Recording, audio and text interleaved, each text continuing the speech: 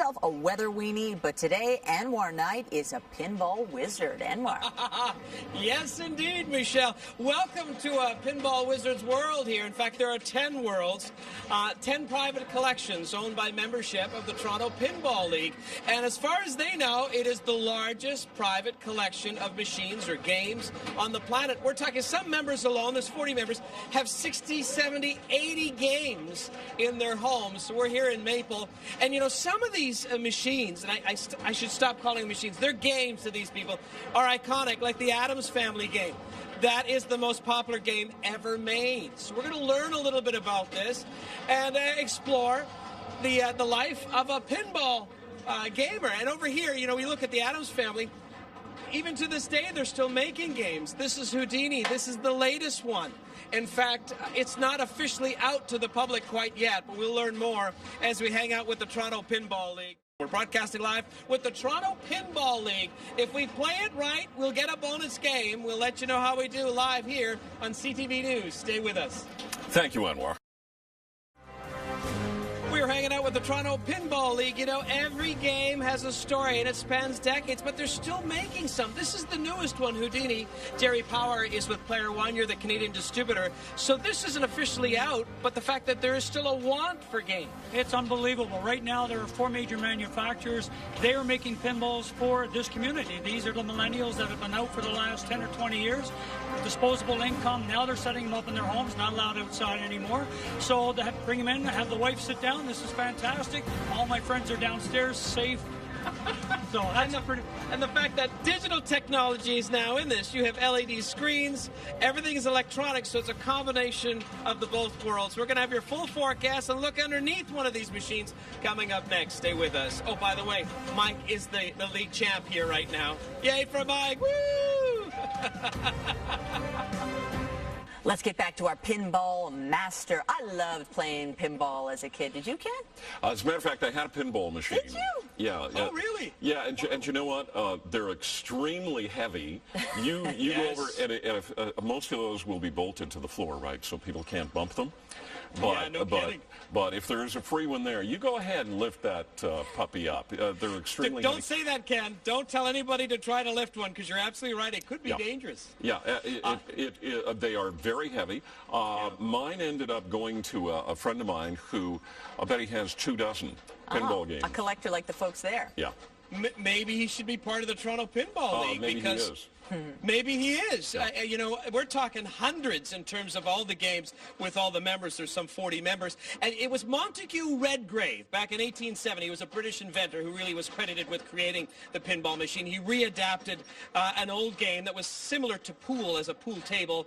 Bagatelle is what it was called. And he was the first to use a little spring mechanism and then marble balls. But I'm fascinated when you look inside. And take a look here, like the wiring. Some say the wires that are in some of these machines are more than what you'd find in today's automobile.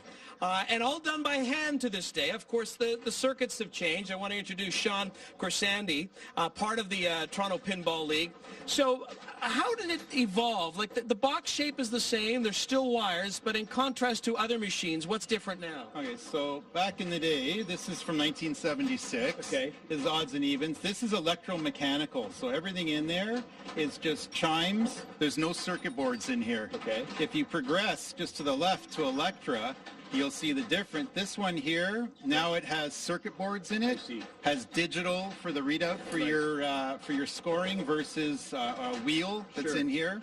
And this is the first 3-level pinball machine. Which So different levels there, literally. you play 3 different levels. And what about this one? Yeah, turn this one on. I hope they can hear us at home. Go ahead. This one's pretty interesting. This is the first speaking pinball machine. Sounds like Ken when he comes into the newsroom every morning. But that's the first voice box, right? Yep, this is the very first one that spoke. It has about 12, 13 words that it speaks, but it's quite interesting. And as somebody who's such an enthusiast who plays these games, that was a big draw in terms of hearing a voice, right? It was more interactive. When I was a kid, that was the biggest. I put a lot of quarters in this machine. A lot. You know, that's interesting. I mean, I would imagine for your league, you guys invest a lot of money over it. A lot. Yeah, when way back in the day, these were cheap, but they've gone up so much now because so many people are collecting machines now. Isn't that something? What is old is new again. My goodness.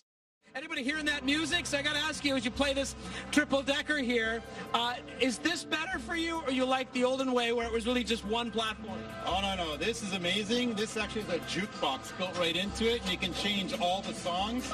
This is your new machine style today. But you can see as I keep changing on the screen, let's get a different song every time, and then you and we got the lower playfield and the regular. It's an I'm awesome. sure your wife is thrilled. We'll have more coming up. We're hanging out with the Toronto Pinball League right here on CTV News. Stay with us. I want to show your stuff. Let's see you play that puppy. Thank you, Anwar. We are live at the Toronto Pinball League. Man, I forgot how addictive this is. David Newman is the president of the league. And David, if somebody wants to join, what do they need to know? What type of commitment here? Well, we play. We have 3 seasons a year where we play on Monday evenings. Right. And if you want to join, you want to get more information, you can go to our website at TOPL or TOPL.ca. All right, and it's open to anybody. Men, Open to women, ages, doesn't all matter. ages. Yeah, all ages, men, women. Pinball's a great thing because everybody can compete on the same level. On the same level. Listen, we're having a lot of fun. We're going to have a forecast recap after this short break. Stay with us. We're hanging out with the Toronto Pinball League. Anwar Knight joining us now. It looks like he has his flippers flipping. You know, it really is addictive. It's so much fun, and I can see what the draw is, and you know, the fact that it has survived the digital era. And I wanted to ask, oh, there's my ball again. I wanted to ask Dave, an observation, though, that I've made, that there's only one lady here. And I'm just curious why. Why is that? Well, we definitely have more men come out to our league than women. Why, I'm not sure. I have no idea. But it's open to women, of course. It's open everywhere. We do have women come out. Yeah. But yeah, predominantly we the luck of the draw this season is definitely more men, but everybody can play on the same level, so it's.